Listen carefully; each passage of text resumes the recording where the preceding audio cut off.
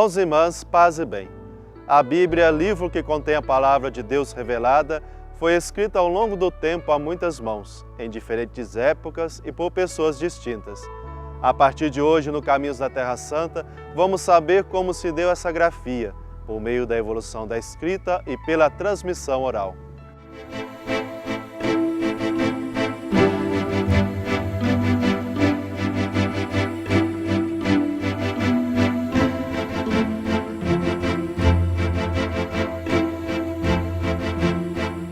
A mensagem dos profetas e a tradição dos sábios e dos escribas não ficou por muito tempo apenas expressão oral, mas logo foi colocada por escrito. O processo é longo e tem início com a incisão na pedra e na argila. A Bíblia é a palavra escrita que Deus, manifestando-se na história humana, fez ressoar no tempo, através das palavras dos profetas, dos sábios, de Jesus e dos apóstolos. Os primeiros 5 livros compõem um conjunto que os judeus consideram central para sua experiência religiosa, a Torá. A Bíblia é um mundo sem confins também no que diz respeito à pesquisa, história e lei, ciência e oração. As mais extraordinárias descobertas da história da arqueologia, os mais antigos manuscritos, desvendam um grande mistério.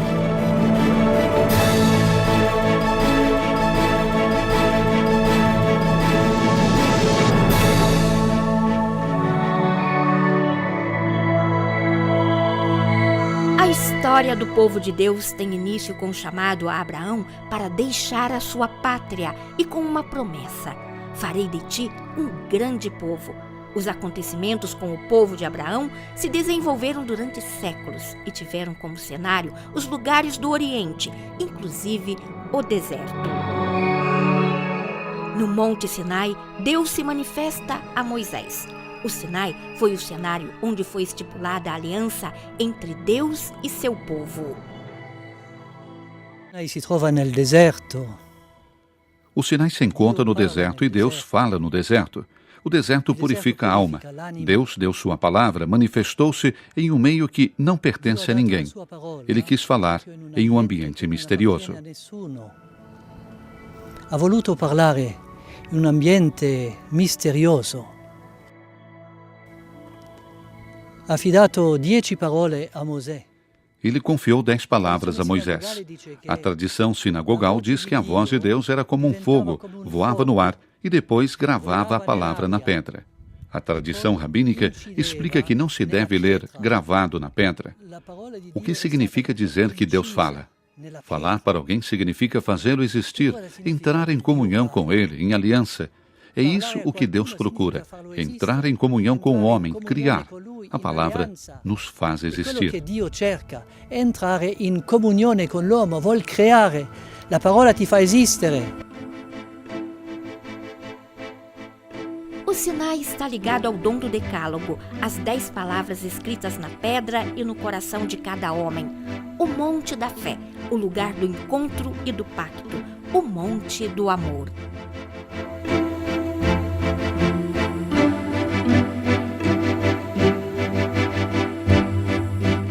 A palavra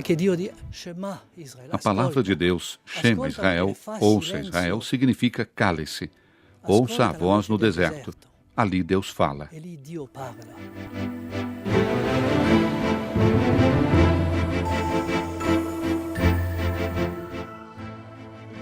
As histórias narradas na Bíblia não foram escritas imediatamente, mas surgiram de experiências especiais, vividas com Deus e depois contadas, e foram transmitidas oralmente de pai para filho. As histórias sobre os diferentes patriarcas eram transmitidas nas celebrações comuns.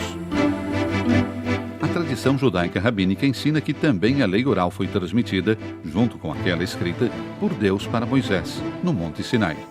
Durante séculos, tradição oral e escrita se entrelaçaram na história de Israel.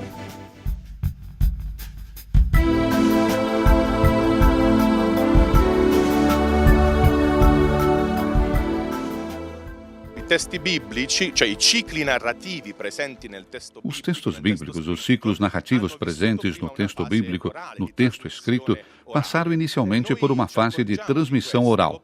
Nós nos damos conta disso. Podemos ter certeza de que no texto bíblico existem ainda estratagemas literários que facilitam a memorização. A memorização pertence ainda hoje à tradição judaica. Muitos judeus conhecem de cor muitos textos da Escritura. Há crianças que, desde pequenas, decoram todo o saltério. Portanto, esta fase oral da transmissão da Bíblia ainda pertence à redação escrita e fica preservada.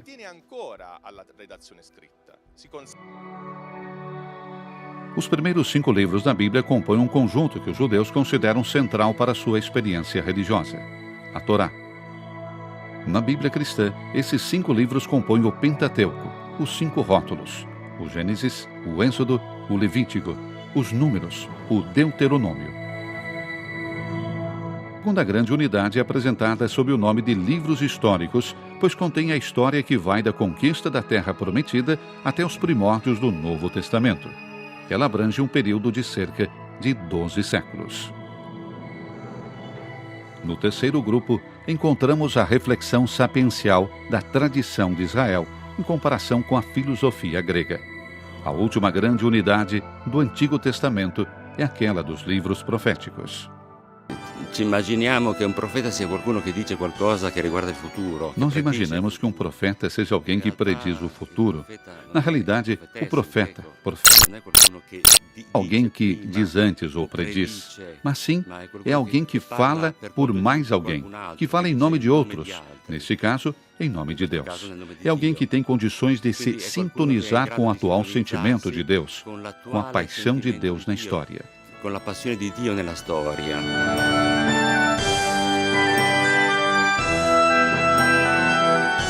E i profeti non hanno scritto dei libri. Os profetas não escreveram livros. Em certo momento surgiu a necessidade de se coletar seus oráculos e transmiti-los por escrito. Isso ocorreu no 8º século, durante a crise assíria. Anteriormente, os profetas se dirigiam sobretudo aos reis e aos soberanos. Já no 8º século, sob a ameaça de ser deportado, o povo inteiro foi destinatário do anúncio profético e sentiu a necessidade de as palavras dos profetas. Tutto il popolo diventava destinatario dell'annuncio profetico e tutto il popolo ha sentito il bisogno di conservare per iscritto le parole dei profeti. Portanto, Deus, inspirador e autor dos livros do Antigo e Novo Testamento, com sabedoria, fez com que o Novo ficasse escondido no Antigo e que o Antigo se tornasse claro no Novo.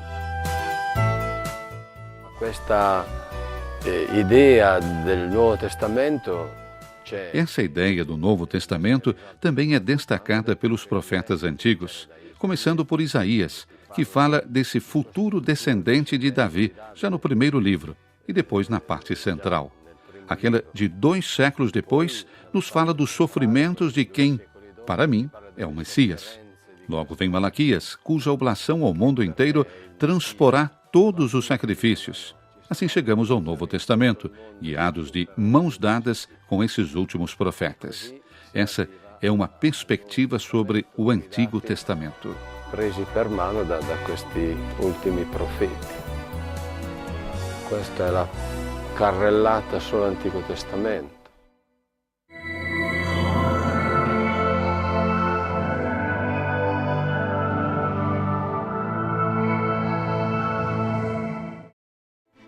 Deus, após ter falado muitas vezes e de modos diferentes nos profetas, ultimamente nesses dias, falou no Filho.